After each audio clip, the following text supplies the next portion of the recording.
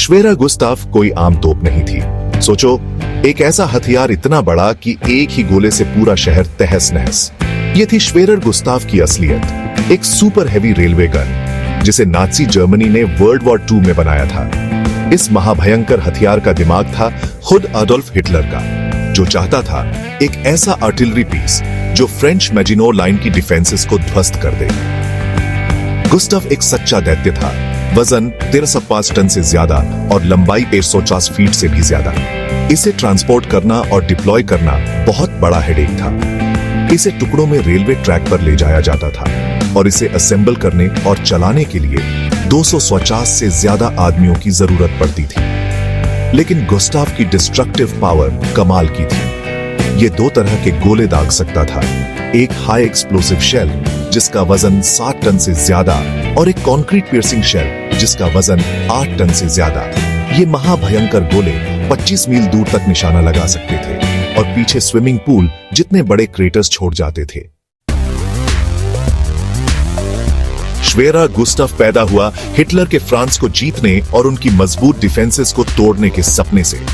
1930 के आखिर में हिटलर ने क्रुप, एक German steel and armaments company, को एक ऐसा हथियार बनाने का काम दिया जो मैगिनोट लाइन के बंकर्स और फोर्टिफिकेशंस को तहस नहस कर सके। क्रुप के इंजीनियर्स एरिक म्यूलर के नेतृत्व में इस एम्बिशियस प्रोजेक्ट पर काम शुरू कर दिया।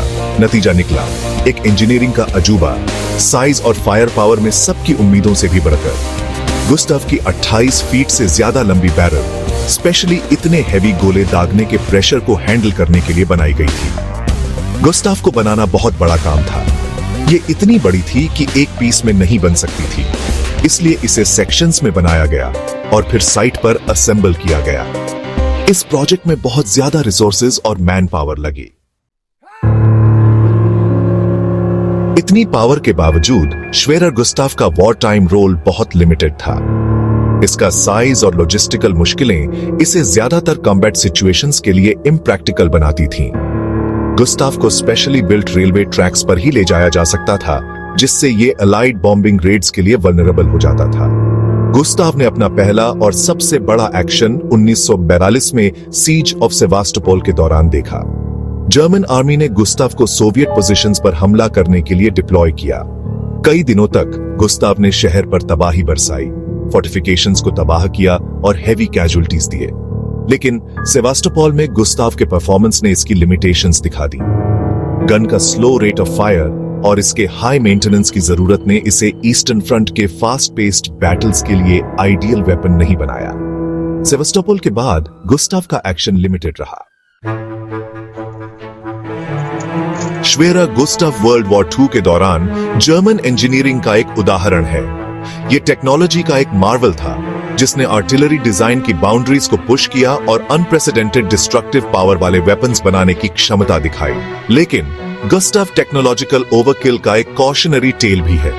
इसका इमेंस साइज और लॉजिस्टिकल डिमांड्स इसे इम्प्रैक्टिकल और वल्नरेबल बनाते थे। इसके डेवलपमेंट और डिप्लॉयमेंट में लगाए गए रिसोर्सेज शायद कहीं और बेटर यूज हो सकते थे। वर्ल्ड वॉर 2 के आउटकम पर गुस्ताफ का इंपैक्ट नेग्लिजिबल था।